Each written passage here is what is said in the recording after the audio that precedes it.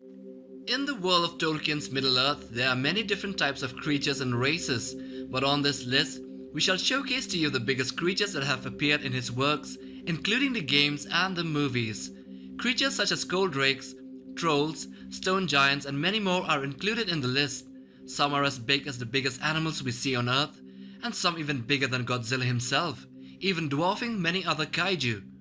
We did not include the sentient humanoid races as they will be shown in a different video, and as we have already done a video on the 7 dragons of Middle-earth, we shall only list the dragons in one category alongside many other creatures. So here are the 13 of the biggest creatures in Tolkien Middle-earth. Number 13. Wargs. Wargs were a breed of wolves in Middle-earth who lived in the Misty Mountains and were captured and used especially by orcs of Isengard and Mordor in the Third Age.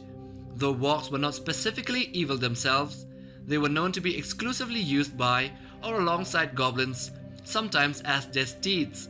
In the books, wargs are described as being giant, intelligent and malevolent wolves, but in the movies, the eastern wargs seen in Lord of the Rings trilogy are noticeably more hyena-like in appearance. An eastern warg measures about 5 feet tall at the shoulder and could be up to 8 feet in length from snout to hindquarters. The biggest was the matriarch from The Hobbit, standing close to 6 feet in height and greyish-white in color. Number 12. Balrogs. Balrogs, also known as the Valarokkar, were Maiar that were seduced and corrupted by Melkor into his service. Originally, in unrecorded ancient times, the Balrogs were fiery Maiar that were persuaded by Melkor's might and splendor to join his cause. Their first dwelling was in Umtumno, but after the Master's defeat during the War for sake of the Elves, the Balrogs and other creatures in Melkor's service escaped and went to Angband. Balrogs generally took the form of tall, menacing beings roughly in the shape of a man, though seemingly to consist or be surrounded by shadow. They are seen to use both a flaming sword and a many-pronged whip, and were constantly burning, with all their weapons having appeared to be made of lava. Being twice the size of a great elf, and an average great elf was deemed to be between 7 and 8 feet tall, one can construe that a Balrog would be on the average of 14 to 16 feet tall, with Durin's Bane in the movie standing around 20 feet or 6 meters in height. Number 11. Trolls. Trolls were very large and monstrous beings ranging from between 10 to 50 feet tall and for the most part unintelligent humanoid race inhabiting Middle-earth. Melkor created trolls before the First Age. They were very strong but turned into stone in sunlight. Many trolls died in the War of Wrath, but some have survived and joined the forces of Sauron, the greatest surviving servant of Morgoth. They were strong and vicious but generally dim-witted and stupid at best. But some were described as being able to speak, while others appeared to be as irrational as animals.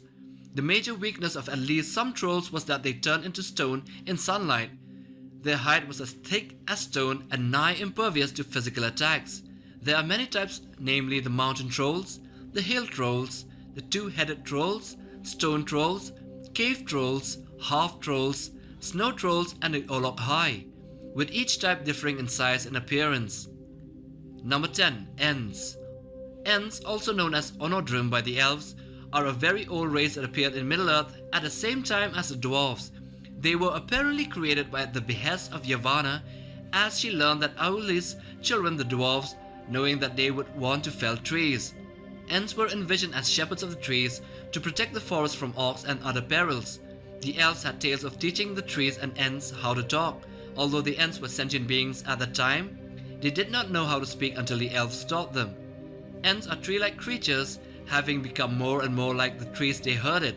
They vary in traits from everything to height and size, from 5 to 15 meters in height, and their coloring also varies, and the number of fingers and toes.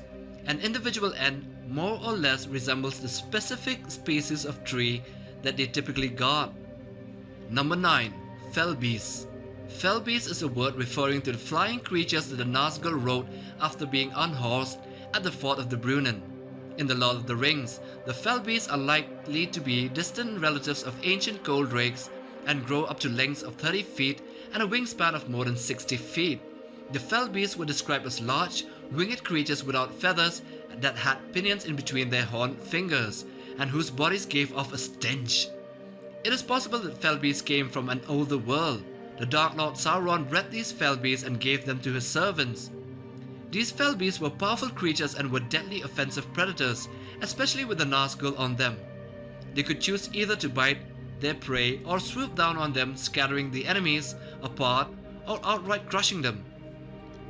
Number 8. The Eagles. The Great Eagles were beings of Arda, said to have been devised by Manwë, leader of the Valar, and were often called the Eagles of Manwë.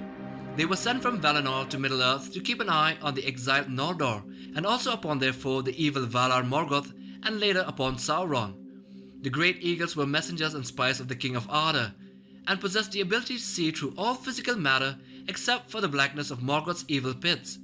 For a time, the King of the Eagles, Thorondor, kept his eyries at the top of Tarangorodrim, the three mighty peaks that Morgoth raised from the Iron Mountains above the gates of Angband.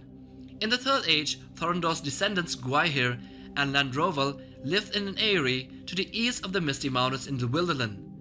They have been noted to be around 6 meters or 20 feet tall, with a wingspan of no more than 23 meters or 75 feet. Number 7. The Mumakil. Mumakil were large creatures resembling elephants, often used in battle by the Haradrim. Oliphaunt was the name given to them by hobbits. Mumakil have an appearance akin to that of an elephant, sporting thick, arrow-resistant skin and 4 curled tusks with plus 2 smaller tusks behind the larger pair.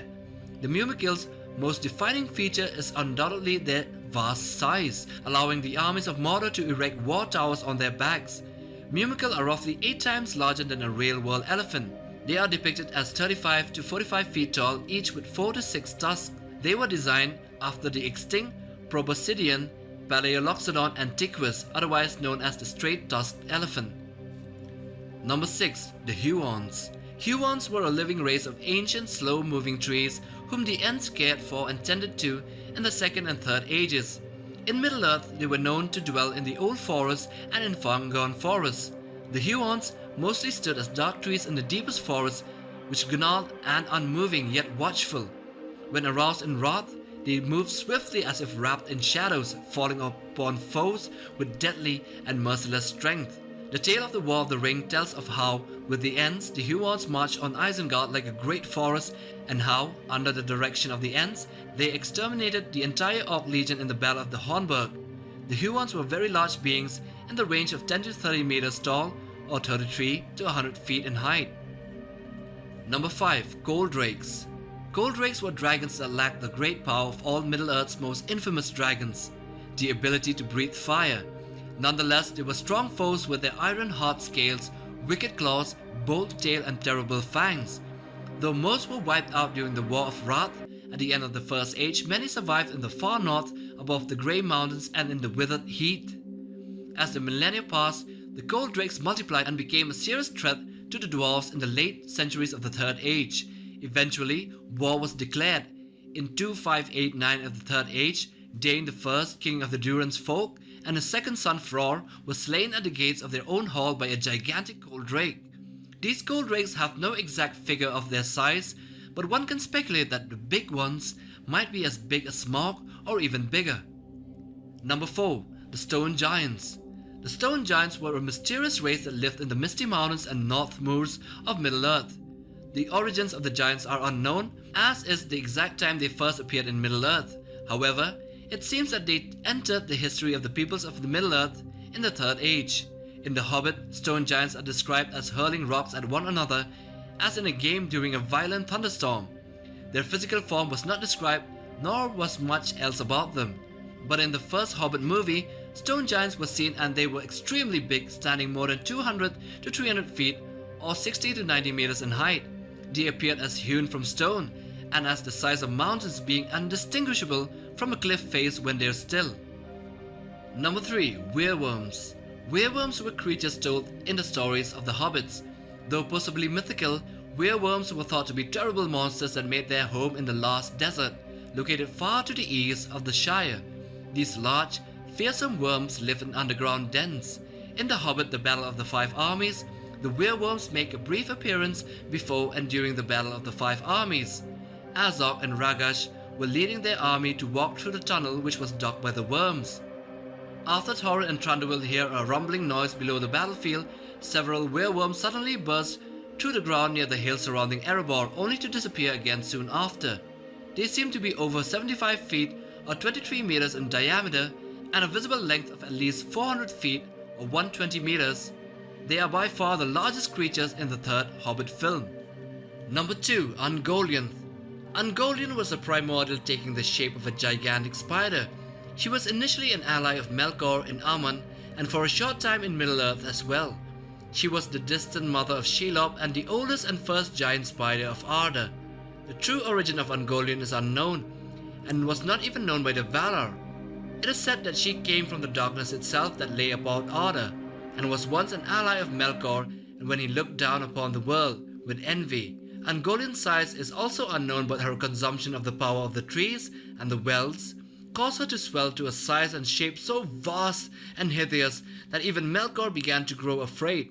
So we can easily say that she became one of the largest creatures to ever exist in Middle-earth, but not as big as Ancalagon. And the number 1 spot goes to dragons. Dragons were ancient, intelligent and powerful creatures as feared as they were admired in Middle-earth. Their exact origin is debated, though it was clearly stated that they were created by Morgoth in some sense millennia before the events of The Hobbit and The Lord of the Rings. Dragons lived throughout the first, second and third ages of Middle-earth and may have lived even longer.